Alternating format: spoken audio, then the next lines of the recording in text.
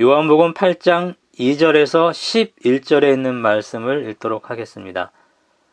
아침에 다시 성전으로 들어오시니 백성이 다 나오는지라 앉으사 그들을 가르치시더니 서기관과 바리새인들이 음행 중에 잡힌 여자를 끌고 와서 가운데 세우고 예수께 말하되 선생이여 이 여자가 간음하다가 현장에서 잡혔나이다. 모세는 율법에 이러한 여자를 돌로 치라 명하였거니와 선생은 어떻게 말하겠나이까? 그들이 이렇게 말하면 고발할 조건을 얻고자 하여 예수를 시험함이로라. 예수께서 몸을 급히사 손가락으로 땅에 쓰시니 그들이 묻기를 맞이하니하는지라. 이에 일어나 이르시되 너희 중에 죄 없는 자가 먼저 돌로 치라 하시고 다시 몸을 굽혀 손가락으로 땅에 쓰시니 그들이 이 말씀을 듣고 양심의 가책을 느껴 어른으로 시작하여 젊은이까지 하나씩 나가고 오직 예수와 그 가운데 섰는 여자만 남았더라. 예수께서 일어나 여자 외에 아무도 없는 것을 보시고 이르시되 여자여 너를 고발하던 그들이 어디 있느냐? 너를 정죄한 자가 없느냐? 대답하되 주여 없나이다. 예수께서 이르시되 나도 너를 정죄하지 아니하노니 가서 다시는 죄를 범하지 말라 하시니라. 요한복음 7장 53절에서 8장 11절은 공관복음에는 없는 내용입니다. 고전 표준 사본에도 생략이 되었습니다. 수리아어, 라틴어, 곱투어 번역에도 생략되었습니다. 헬라어 성경에도 꺽쇠 안에 넣습니다. 성경의 포함 여부에 대해 고민했다는 뜻입니다. 내용, 단어, 문체, 어휘, 문맥으로 보아서 요한복음 저자가 쓴 것이 아니라는 것에 학자들이 일치합니다. 주석가들도 간단히 주석을 합니다. 부럭에 놓기도 합니다. WBC 주석은 아예 그 부분을 없앱니다. 대부분의 사본은 복음서 후반에 분류합니다. 누가복음 21장 28절 다음에 두는 사본도 있습니다. 서기관들이 복음서에 덧붙였을 것으로 생각이 됩니다. 그러나 아우구스티누스와 암브로시우스는 이 부분을 아주 좋아했습니다.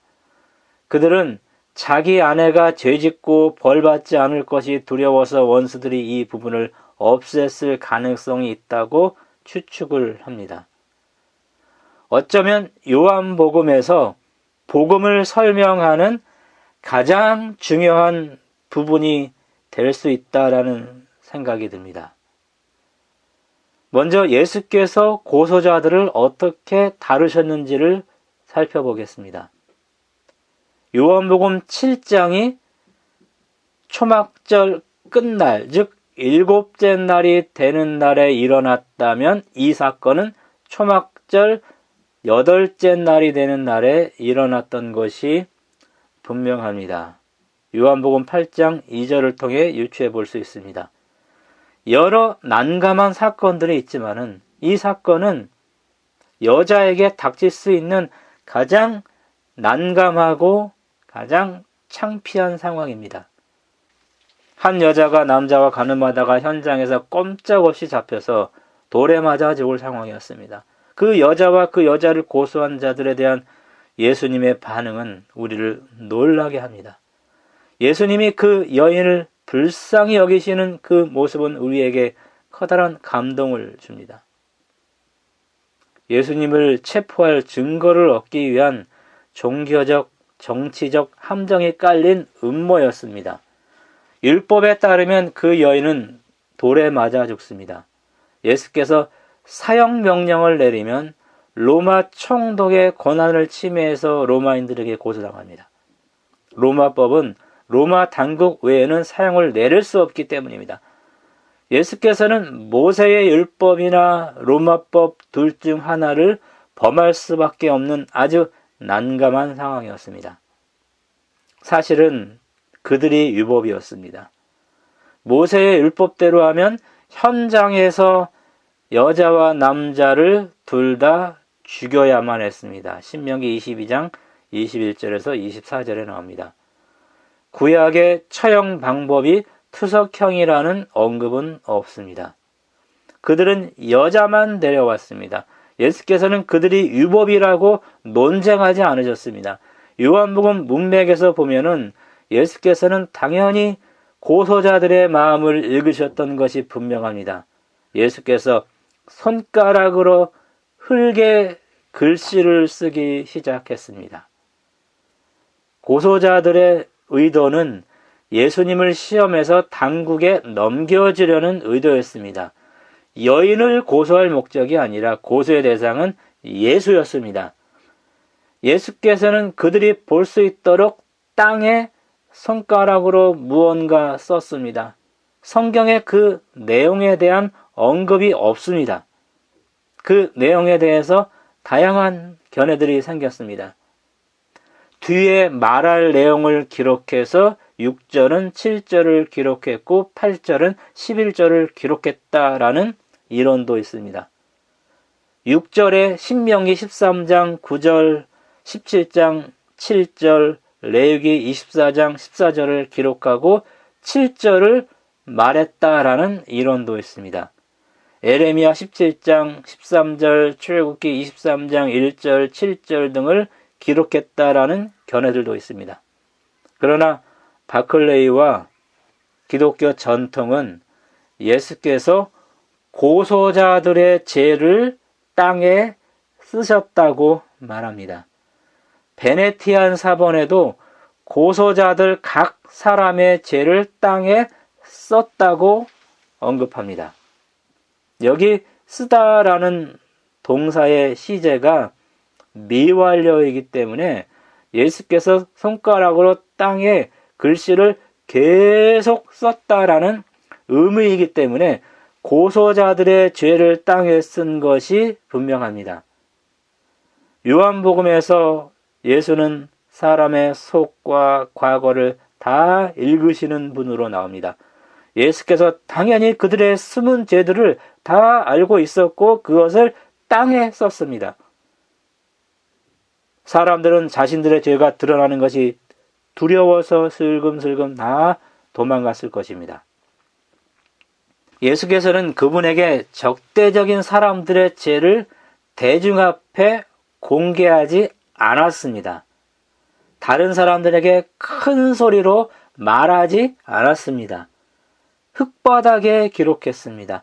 당사자 혼자만 볼 수 있게 기록했습니다. 사실은 9절에 보면 그들의 양심에 기록한 것입니다. 양심의 가책을 받지 않는 사람은 아무도 없습니다. 어른으로 시작하여 젊은이까지 모두 가버렸습니다. 9절에 나가고, 이것은 문맥에서 계속적 미완료이므로 사람들이 어른부터 시작해서 어린이까지 계속해서 떠나갔다라는 것입니다. 자기 죄를 안다면 우리는 누구도 정죄할 수 없다는 사실을 여기서 보게 됩니다. 예수께서 나의 죄를 흙바닥에 쓰십니다. 나 혼자만 알게 그분의 손가락으로 내 양심의 흙바닥에 기록하십니다. 대단한 배려입니다. 흙바닥에 기록된 것은 지우면 됩니다. 회개를 통해서 양심에 기록된 죄를 우리는 지울 수 있습니다. 예수께서는 죄 없는 자가 먼저 돌로 치라라고 말했습니다. 우리는 돌을 던질 자격이 없습니다. 저는 지금까지 돌을 많이 던졌어요. 또 돌에 많이 얻어맞기도 했습니다. 우리는 지금까지 서로 돌싸움을 한 것 같아요. 그 돌이 예수님에게도 날려가고 다른 사람들에게도 날아갔을 것입니다. 이제 적대자들에게 돌 던지는 것을 그만두어야만 합니다.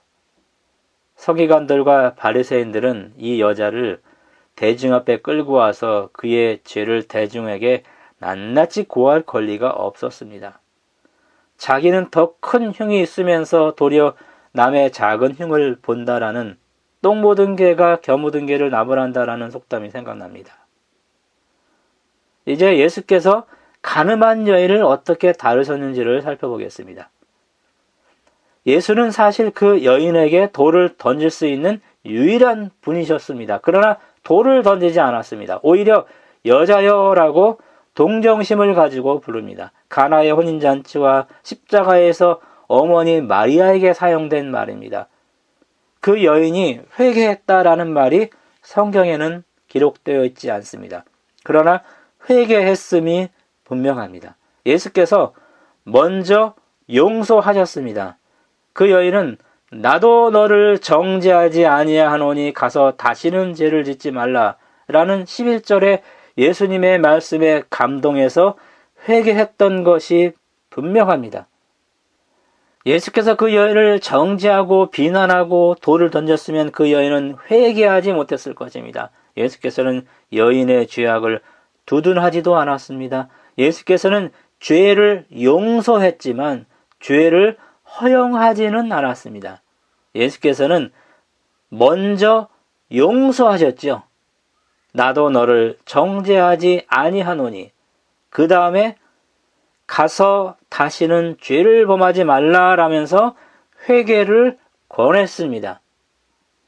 죄책감을 느끼며 사는 사람들을 향한 예수의 연민의 마음이 여기 보입니다. 가서 다시는 지속적인 죄를 범하지 말라라는 말씀입니다. 습관적이고 반복적이고 지속적인 죄를 범하지 말라라는 뜻입니다. 어떤 주석가는 너의 죄의 습성을 버리라 라고 해석을 했습니다. 지금부터 더 이상 한 번의 죄도 지으면 안 된다라는 불가능한 것을 명령한 것이 아닙니다. 실수해서 죄를 지으면 회개하라는 말입니다. 잠언 24장 16절에 의인은 7번 넘어질지라도 다시 일어나는 사람이라고 말을 하고 있습니다. 죄책감을 느낄 때 우리가 어떻게 반응해야 될까요? 두 가지 반응이 나올 것입니다.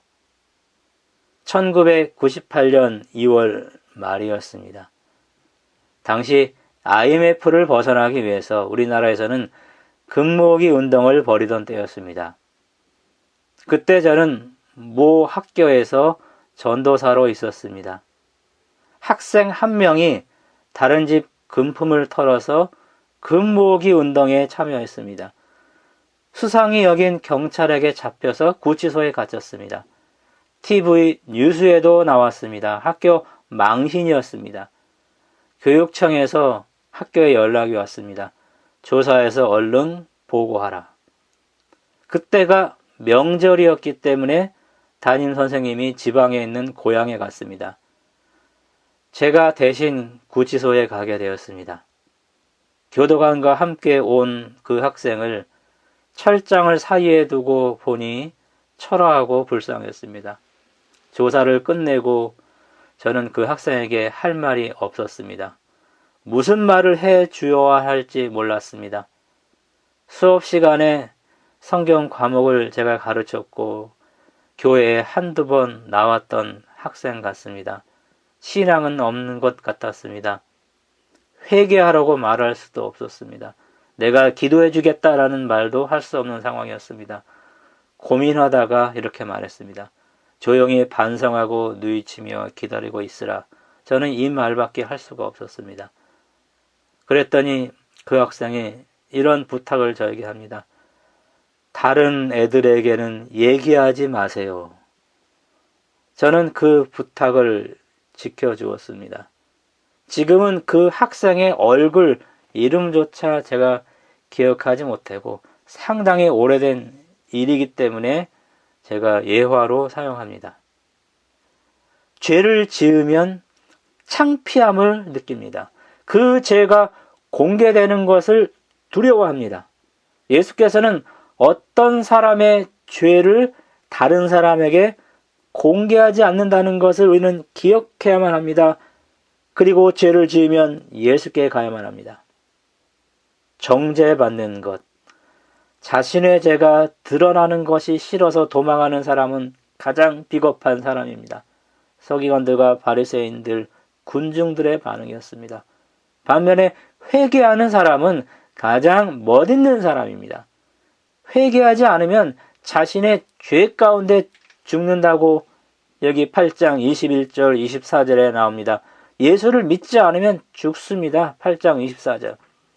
예수께서는 지금 이 여인에게 영원한 죽음으로 이르게 하는 영적 질병을 고치시는 가장 큰 기적을 행한 것입니다. 회개하면 언제나 즉시 일어나는 기적입니다. 일시적 죽음으로 인도하는 육체적 질병을 고치는 것보다 더 큰 기적이 이 여인에게 일어난 것입니다. 아침마다 일어나서 거울을 보면 눈곱, 머리 엉클어짐 등으로 지저분합니다. 저녁에도 거울을 보면 지저분합니다. 낮에도 거울을 보면 역시 지저분합니다. 그러면 즉시 닦아내고 다시 치장합니다. 자주 거울을 보고 지저분하면 즉시 씻는 일을 하면 항상 깨끗해 보입니다. 외모를 꾸미고 가꾸는데 온갖 신경을 쓰지만 자신들의 영적 상태를 살피는 데는 무관심한 시대입니다. 정죄받을 때, 양심의 가책을 느낄 때 여러분은 어떻게 반응하는가요? 예수께서 내 양심에 나만 알게끔 그분의 손가락으로 죄를 기록하실 때 어떻게 반응하십니까? 사람은 항상 율법의 정죄를 받습니다. 의인은 없다라고 성경이 말하기 때문입니다. 성경을 읽을 때마다 정죄를 받고 양심의 가책을 받습니다. 율법의 정죄 기능, 거울 기능 때문에 율법의 거울에 비춰보면 나의 죄가 보이는 것입니다. 이거 당연한 것입니다. 이것은 예수께서 나에게 돌을 던지는 것이 아닙니다. 그분은 사람에게 단 한 번도 돌을 던지지 않았습니다. 예수님의 속죄를 받아들이고 회개의 필요성을 가르쳐 주는 것입니다. 그때 즉시 예수님께 가서 회개하고 씻음을 받아야만 하는 것입니다. 그리스 신화에 미소년 나르키소스가 있었습니다. 사냥을 하고 목이 말라 연못가에서 물을 마시다가 그 연못가에 미친 얼굴이 자기인지 모르고 샘 속의 요정으로 착각합니다. 그 모습에 반해서 샘가를 떠날 수가 없었습니다. 먹는 것, 자는 것 잊어버리고 수면에 비친 제 모습만 보면서 열병으로 홀로 여위어 가다가 샘가에서 죽었습니다. 애를 너무 태우다가 죽어서 죽은 자리에 수선화 외엔 남지 않았다고 합니다. 나르시시즘이라는 심리학 용어가 여기서 유래되었습니다. 나르시시즘은 자기를 지나치게 사랑하는 것입니다. 자기 중심적인 사고방식입니다. 자기 도취에 빠져있는 현상입니다. 공주병, 왕자병을 넘어선 일종의 정신병입니다. 정신과학 용어로 히스테리입니다. 사람에게는 이런 증상이 어느 정도 다 있다고 합니다. 그리스도인은 라오디게아 교회처럼 영적인 교만, 다른 말로 영적인 나르시시즘, 영적인 히스테리에 빠져 있으면 안 되는 것입니다. 말씀을 보고 죄책감을 받는다면 이것은 율법의 정죄 기능, 거울 기능입니다. 그때 예수께 가서 씻어야만 합니다. 회개하고 용서받아야만 합니다. 이것이 복음이에요. 그리고 깨끗함을 유지하기 위해 노력하는 것입니다. 이 노력하는 것이 율법의 나침반 기능입니다. 아무리 깔끔하고 깨끗한 사람도 하루만 거울 보지 않고 씻지 않으면 지저분합니다. 화장빨도 몇 시간 못 갑니다. 귀찮아도 씻고 치장하고 단정히 하는 것, 우리는 이것을 기쁨으로 하는 것이 이상적인 것입니다. 죄인들에 대한 예수님의 태도, 죄책감을 느낄 때 사람들의 반응을 여기서 보았습니다. 막달라 마리아일 가능성도 있는 그 여인을 대하시는 예수님의 모습을 보았습니다. 그 예수께 어떻게 반응하시렵니까? 회개하고 용서받으시겠습니까? 아니면은 정죄받기 싫어서 내 죄가 드러나는 것이 창피해서 도망하시렵니까? 주님께 가서 회개하고 용서받고 다시는 죄를 짓지 않으려고 노력하면서 살아가시는 우리 모든 성도 되길 바라면서 말씀 마치겠습니다.